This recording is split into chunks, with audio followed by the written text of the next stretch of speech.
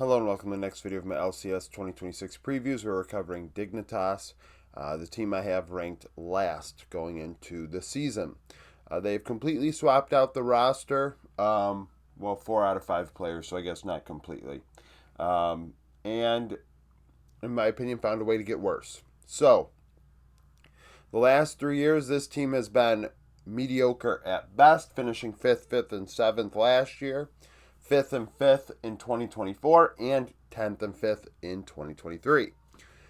They have kept Photon, swapped out Shiden, Kine, Tomo, and Isles for XU, Palafox, FBI, and Ignar. So 3 of the 5 players from that NRG roster in 2023 that were able to go to quarterfinals at Worlds. If I recall, Ignar was the support on that team, not Huhi yet.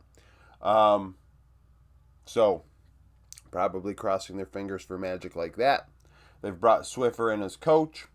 Solo lanes combined rank last. Mid-jungle duo, 7th. And bot lane duo, last.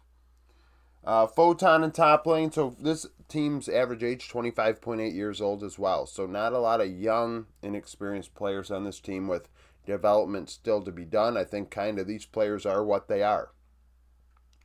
Photon, 24 years old, 3.2 KDA, 56 KP, 8.3 CS per minute. Keep in mind this stat line includes, it's about, I think out of the 40 games, 44 games, I would say 75% ERL stats. That's why he is 7th. 1.42 ROI and a 0.5 share differential. That share differential is what has to change. This team lacks damage.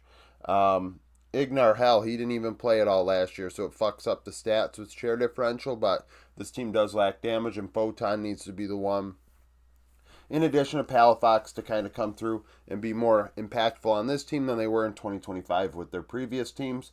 Photon's very good at vision efficiency, 3.61. Week in, week out, he has been solid in finding ways to place his wards. Laning, up 141 gold, 66 XP. Only player on this team that is ahead at 15 minutes in gold difference. One solo kill every 6 games or so. 2 new champions every 5 games. So wide champion pool. He played Ambessa, Renekton, and Jace 41% of his games last season. XU joins from Disguised. Disguised was a tire fire.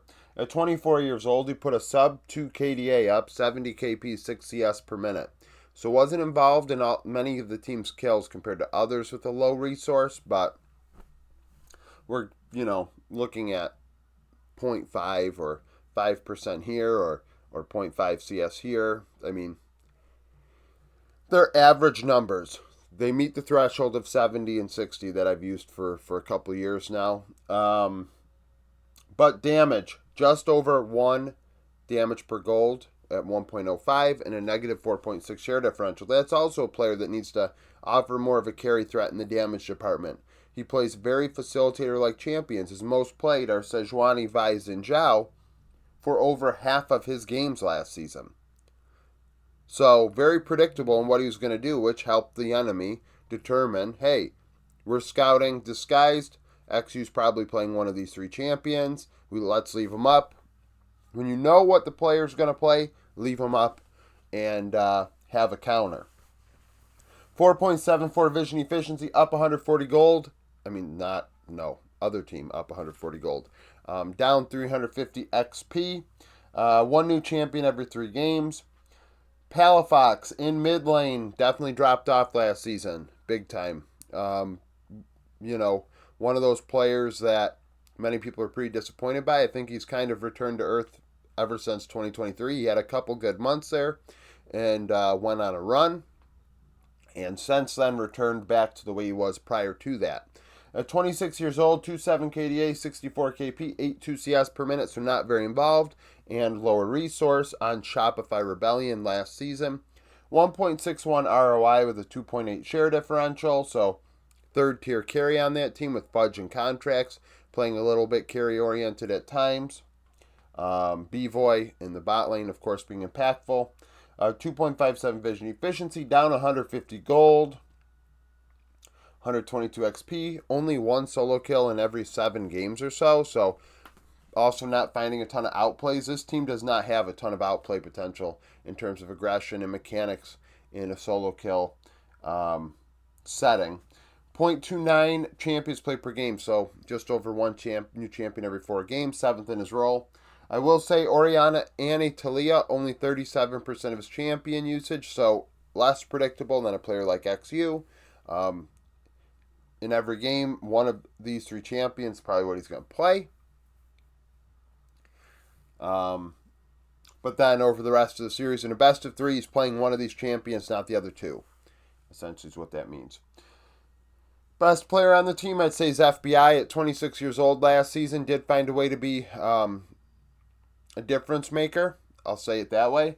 4.4 KDA, 68 KP, 89 CS per minute, 185 ROI. So very, very aggressive. A lot of damage out of him with a 5.2 share differential. So he can be the carry on this team. It's just they need to establish who that secondary carry is going to be. And now alongside Ignar, that is where we start scratching our head as to what the plan is here. 2.29 vision efficiency behind 89 gold. 1 solo kill every 11 games. 1 new champion every 5 games or so. Very unpredictable. Jin, Kaisa, Varus. Only 32% of his champion usage. So these 3 are his most played, but in a best of 3, there is actually a stronger chance that he doesn't play one of these 3 champions. Because at 32%, it's not 33%. I mean, there could be situations where he does not play these 3 champions in 2025. Of course, the meta could change, but he played a lot of different shit, and you got to give him credit for that. Ignar, 29 years old, did not play last season. He has played in 3 of the 4 major regions. Actually, yes, he didn't play in the LPL. He's played in Europe, I believe, with XL. Or SK, I forget which. His colors were black and white, I know that. He's played in the LCK prior to joining the LCS. Did go to FlyQuest and do very well with them. Made it to Worlds, NRG as well. He's had some high highs. A well-traveled player. He's been around the block, seen a lot of League of Legends at 29 years old. Swiffer is a coach, former OS player. He coached SK for 3 seasons from 2022 to 2024. Had a 44 and 46 win rate in best of 1s in the regular season, 1 and 4 in best of 3s, and then in playoffs 2 and 6 in best of 3s, and 0 and 3 in best of 5s. He was the coach of Team Liquid, an assistant for Team Liquid last season. I'm unsure of who took on a big role with that team when Spawn was remote, if it was more Swiffer or Rainover. But regardless, Swiffer is the coach of this team. I mean, I don't have high hopes for this team, but then again, 3 of these 5 players have surprised us in the past, so maybe the other 2 get it together. Photon can be decent at times in the West. I mean, using an import slot on Photon,